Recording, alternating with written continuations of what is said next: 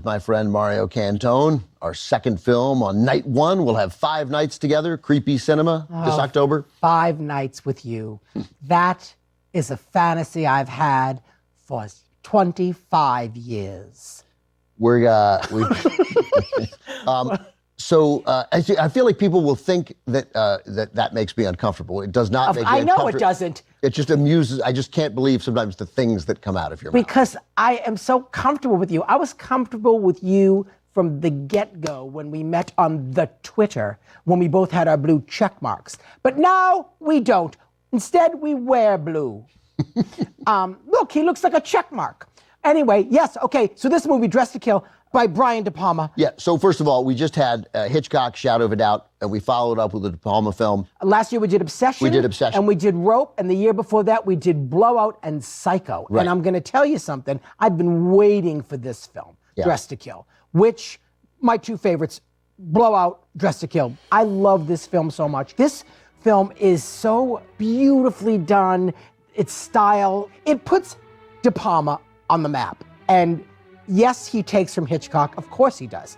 You only steal from the best. And this is really kind of not a semi-remake of Psycho, but there's so many things in it that are Psycho-esque. Yeah, that's right. And so many of his films borrow from Psycho, borrow from Rear Window, borrow from Vertigo. And again, it's not, De Palma's not trying to hide it. No, he's not. Yeah. And he talks about how much he loves Hitchcock. And you know, at that point in the late 70s and in the early 80s, we needed a filmmaker like this. It's like when you see, I know you relate to this, when you see a Bob Fosse move in choreography, you know it's Fosse because it's a style. I know you relate to that. Do the jazz hands. But this is the same thing. You know it's De Palma, and it's still stylized differently from what Hitchcock used to do, I think. But it's plot points and subject matters that he deals with that are similar. This is from 1980, and to the point you just made, a great critic, one of the great critics of his era, David Denby, referred to this film, Dressed to Kill, as the first great American movie of the decade. Yep, and I think he was absolutely right. And you mentioned Blowout also, Nancy Allen from Blowout. She's back here. Nancy Allen, for me, is one of my favorites. She plays a prostitute in this, and she also played a prostitute in Blowout. And they're 2 completely different characters. Her work is exceptional, and she's just stunning. We can't finish an introduction with Dressed to Kill without mentioning, well, first of all, Michael Caine. Michael Caine's magnificent. But he's got a co-star in this movie, and it is the great Angie Dickinson. Oh, Angie Dickinson. This is one of her best roles. Oh, definitely, She's so subtle and good, and there's so much going on in her eyes. Her best scenes are not even scenes where she's speaking, right? It's just the way she looks. Observing, thinking. Reacting. Yep. A lot of reacting. Because acting is reacting. Is it? That's right. Is it? Ask Stella Adler. Well, she's dead now, but you could ask her. Read a book. We should, I think, before we show the movie, let people know that this is a very sexy film. It's a very sexy. I agree. And has much more nudity. Yes. And I would even say sexual nudity. Yep. Than we usually see in a movie, and certainly than we usually see on TCM. Just a little heads up for people. Yeah, true. But I'm not telling them to run. I'm just telling you. Don't run. You're going to miss a great movie if you run. And also, there's two different versions of this movie. It's the same movie, but there's a little extra footage in the kind of not X-rated version of it, but it's some stuff has been put back in that was taken out, and that's the version that I believe we're about to see. I would expect nothing less from the Turner Classic Movies. There's a lot to talk about after this movie, so we'll get to it. All right. And then we'll come back at the end. Here it is from 1980, Michael Caine, Angie Dickinson, Nancy Allen in Brian De Palma's Dressed to Kill. And that score by Pino Donaggio.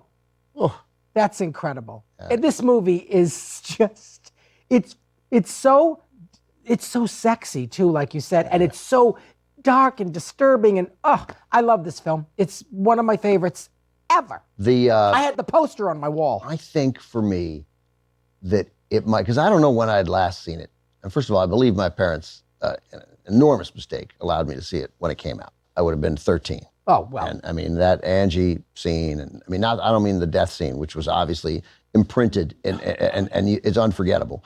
But the first scene where she's intimate with her husband. Yes. I mean, and I remember that line, that she says to Kane.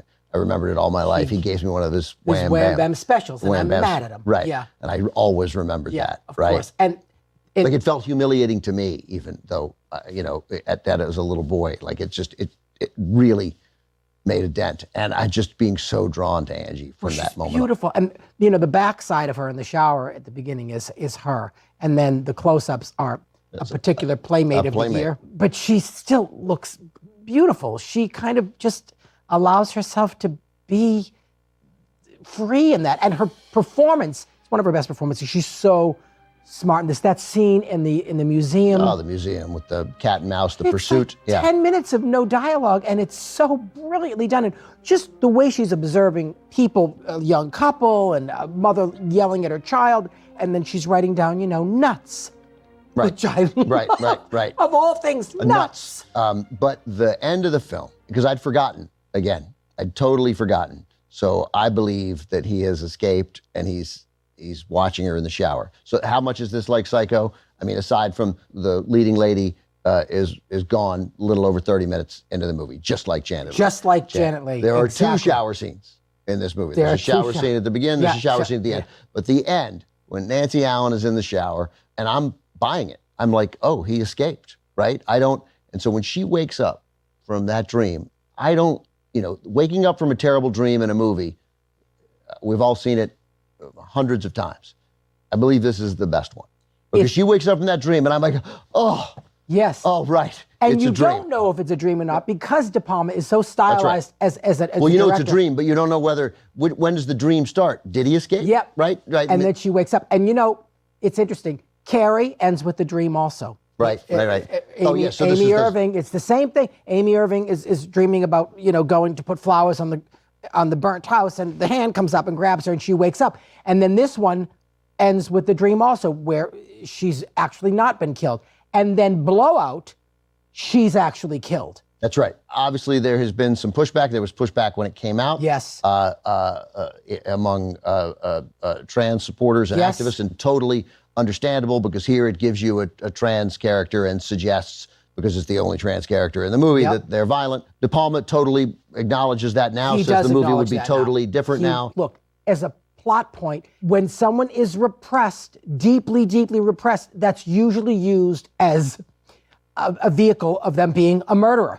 How many repressed homosexuals are the murderer? In Cruising, in Looking for Mr. Goodbar. I feel like he happened to use this transgender as that plot point. And back then, transsexuality was, which we called it in my younger years, it was really being talked about on talk shows. And there's that scene where he's looking at a very well-adjusted Nancy Hunt. It's a woman named Nancy Hunt appearing on Donahue, and De Palma saw that clip on Donahue, and that's what put the idea into his head to and make Nancy Dress to Hunt Kill. was not, was well-adjusted, dealing with it, talking about it, getting it out there. So I found that interesting that she was speaking about it in a very healthy, informative way. And there was Michael Caine, who was all messed up about it. But I also think it's about a split personality. That's right. Yeah. Just as much, which is the thing that causes it. It just happens to be his split. So I agree. Mario and I are done for tonight. Thank you very much. Thank you so much. This was really wonderful. Thank you for allowing me to finally get this movie in. Next week to see. What are we doing next week? Just take a breath and let me speak. We're trying to finish. Okay. Next week, a double feature, Robert Mitchum, evil Bob Mitchum. I knew that because I picked him.